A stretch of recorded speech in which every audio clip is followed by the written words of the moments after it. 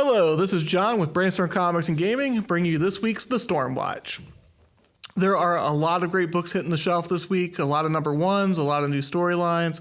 There are a lot of books that did not make the top 9. You may want to check those out also. Eve number 1 was one of them.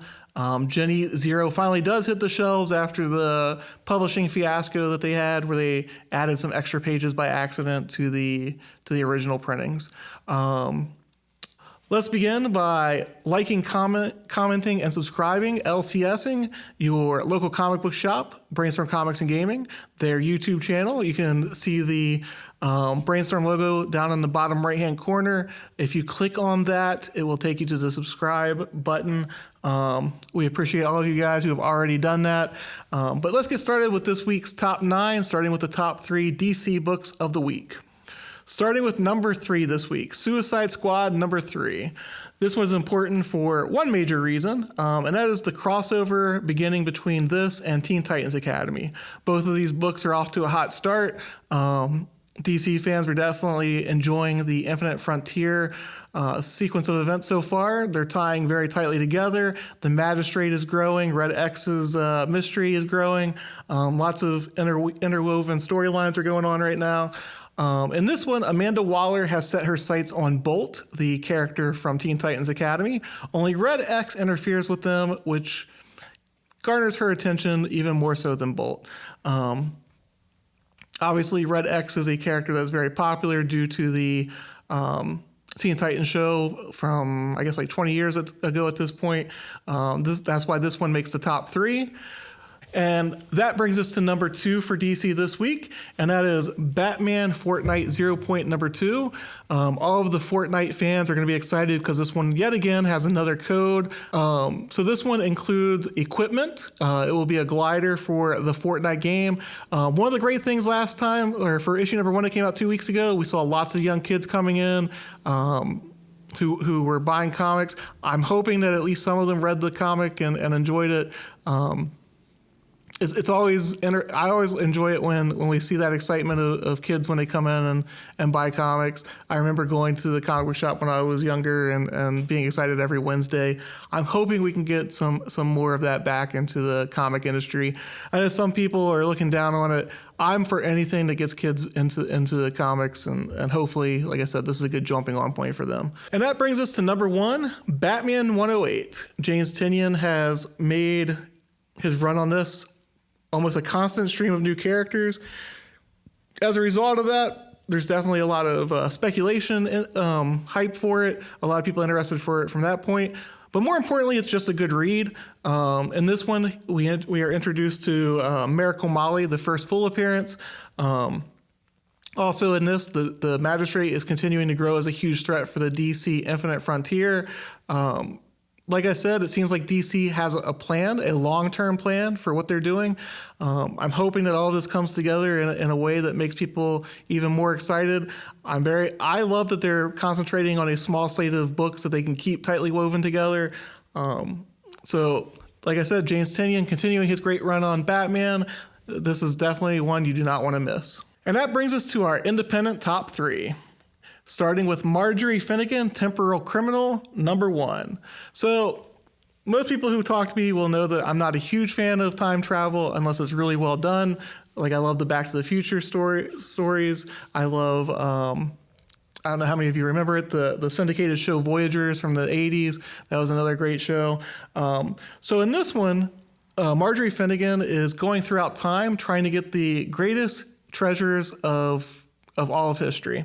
Unfortunately for her, she has alerted the time police that she is out there doing so, and they are after her as a result.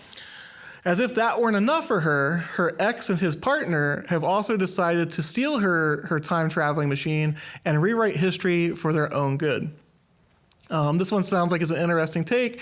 Not only do you have the heist aspect, you also have the interpersonal relationship thing going on. I feel like this has a lot of growth potential. I feel like it has a lot of story potential. I'm very interested in picking this one up. I'm looking forward to it. And that brings us to number 2, the Eden one-shot.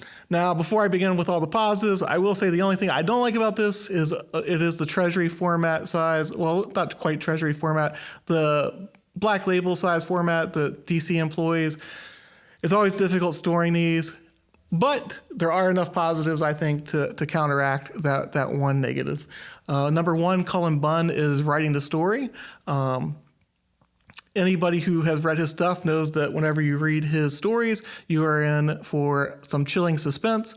Also, whenever Cullen Bunn is on a book, you can be assured that I will be checking it out. The story for this one sounded really interesting. There is a tattoo artist who is sleepwalking through his days, pretty much just going through the motions, when a girl named Eden walks into his shop. He gives her a tattoo, only it disappears over the course of a couple of days. He falls in love with her, but he also finds that she has more mysteries around her than he initially thought. This is a horror love story. I'm looking forward to it, kind of the same way that I was looking forward to the Frankenstein book from last week. Like I said, Cullen Bunn almost unequivocally delivers whenever he writes a book. I'm on board with this one.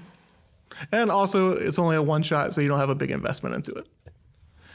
And that brings us to number one. As excited as I was about Eden, there was one book that surpassed it this week, and that was Broken Skull's Ballad #1. This one sounds like an interesting mix of X-Men and Runaways. There's a school that takes teenagers and turns them into monsters. They have escaped. There are traumas that they suffer that ignites their powers. Of course, as a result of that, the government decides that they want these kids and to bring them home, which kind of indicates, at least from the solicit, that the government had something to do with their creation as well. I was a huge fan when Runaways started, when Brian K. Vaughan launched that in the early 2000s. I think this one has the potential to be a real breakout. I could see this one becoming a TV show. I'm definitely excited about this one. The art in it looked very nice as well. So like I said, I think this might be a sleeper hit for the week. I'm very excited about it. And now that brings us to the Marvel Top 3. And we lead that off with Amazing Spider-Man number 65. We are racing toward the end of King's Ransom, that storyline. More importantly, it seems like this is setting up the next big storyline, and that is called Sinister War. If you're a fan of the Sinister Six, I think you're gonna want to check out starting with this book. There is one more story in between, or one more issue in between this one and the beginning of Sinister War. It's a one-shot. There are definitely some big things on the horizon for Spider-Man. I think we saw that beginning with the Mephisto kind of hint a couple issues ago. There's a rising storm there. I think that people aren't talking about this book, and I think that may be a mistake. So this is the number 3 pick for this week's Marvels. That brings us to number 2, Star Wars War of the Bounty Hunters #1. So before we begin, I want to say that I've never been a huge Star Wars fan. It's not that I hate it. It's just that I didn't watch until I was in college, so it didn't have as big of an impact on me. Even with that being said, though, this is one that I probably will read for 2 reasons. Number 1, I love Charles Soule. I know a lot of people have jumped on with the Chip Zdarsky run. I will say the Charles Soule run was just as well done. There were a lot of cool twists and turns with that. Even more importantly for this one, though, Steve McNiven is doing the art. He has been doing a lot less art recently than he has done in the past. His artwork is absolutely amazing. Now, for the Star Wars fans out there, though, there is a lot for you to hook your teeth or sink your teeth into as well. Boba Fett has finally captured Han Solo. He is taking him to the planet Tatooine for Jabba the Hutt. However, other bounty hunters went in on the bounty. So like I said, Star Wars fans, you're going to have plenty to sink your teeth into. Anybody who's read comics for a while, like I said, you're going to have Steve McNiven's art to look forward to. And like I said, Charles Soule's writing is always very good. And that brings us to the top pick for Marvel this week, and that is Heroes Reborn #1. Once again, if anybody has read for any length of time, this is the 25th anniversary of the original Heroes Reborn, where Captain America, the Fantastic Four, who else? Iron Man and the Avengers were all shunted off to a parallel universe by Franklin Richards. They were farmed out to the Image guys. They're not doing that this time. However, they are visiting a universe where the Avengers never existed. Jason Aaron is writing this one. Jason Aaron has done a lot of stories that set up longer term things in the Marvel universe. Donny Cates has picked up a lot of the plot threads that he has dangled. Ed McGuinness is doing the art, a big name from the 90s and early 2000s. The world has been fractured without the Avengers. Instead of the Avengers, the Squadron Supreme has taken their place. For those of you who are not aware of who the Squadron Supreme are, they are the Justice League of the Marvel Universe.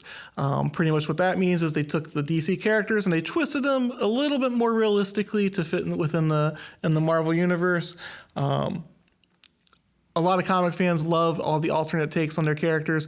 There's going to be a slew of new characters coming out of this one. If you like new characters, I think that this miniseries and all the miniseries tied to it are going to be ones that you may want to check out as well. I'm just really interested in this one for the nostalgia kick. The original one came out, I think, like 3 or 4 years after I had started comic books, so I have some fond memories of that. So like I said, that is my number one pick for Marvel this week. And then, as a bonus this week, we also have the cover we think that you might enjoy. And that is for Extraordinary. I think that's a very well done cover. I'm not going to lie, I don't know what this one's about. I didn't have a chance to read the solicit. But like I said, it's a very stunning cover. So that concludes this week's The Storm Watch. Again, we ask you to please like, comment, and subscribe to your LCS, Brainstorm Comics and Gaming's YouTube channel. You can subscribe by clicking on the Brainstorm logo in the lower right-hand corner.